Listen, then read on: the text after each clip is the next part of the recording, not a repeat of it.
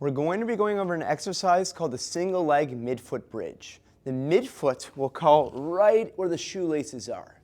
So a lot of people tend to do glute bridges only pushing into their heels. Now, what they'll end up feeling is a lot of glute, but what ends up happening is that they feel their glute at the cost of not feeling the rest of their limb. And why do we want to feel just one muscle as opposed to integrating the foot to the glute connection? So that's going to be the key for this exercise.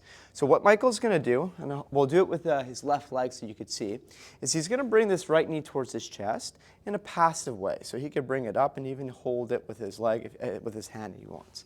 Now his abdominals should be soft in front here, and you'll notice how his knee flopped out a bit, which is totally okay, and that's probably going to happen to you, but we're going to now bring it inwards towards center line so that he could feel his big toe knuckle on the floor.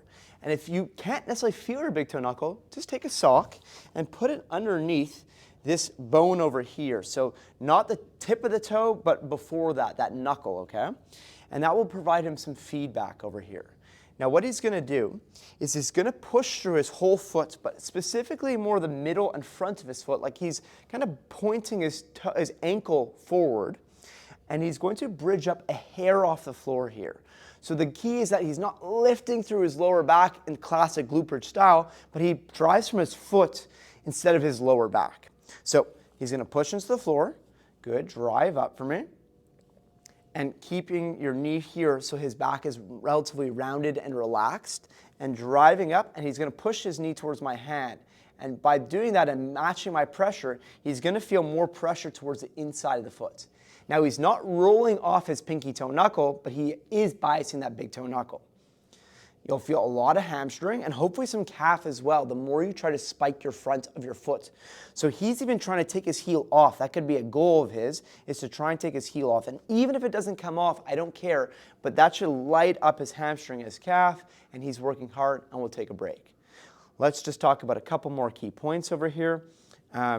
So we want to make sure that we're not using your lower back. That's key. So it's a rounded pelvis. So if he brings his foot towards him, with his abdominals so super relaxed, try to use your foot right now to connect into your hamstrings. Before you lift for me, I want you to roll your pelvis backwards with that's all abs. So that's going to be common for you as well. I can guarantee it, that you use your feet and your hamstrings to create a tuck of the pelvis. Much better. He rolls, he lifts up, and he finds his hamstring, and he keeps pushing to the front of the foot. That big toe knuckle is super grounded.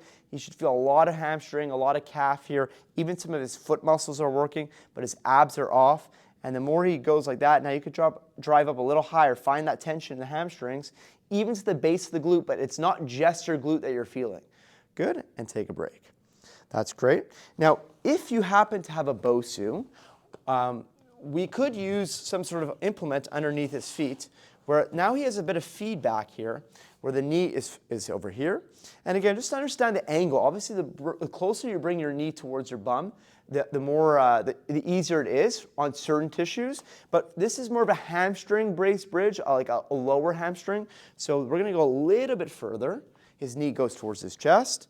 He rolls his pelvis, soft belly. Remember that big toe knuckle? Push into my hand over here. More. Come on, that's it. Fantastic.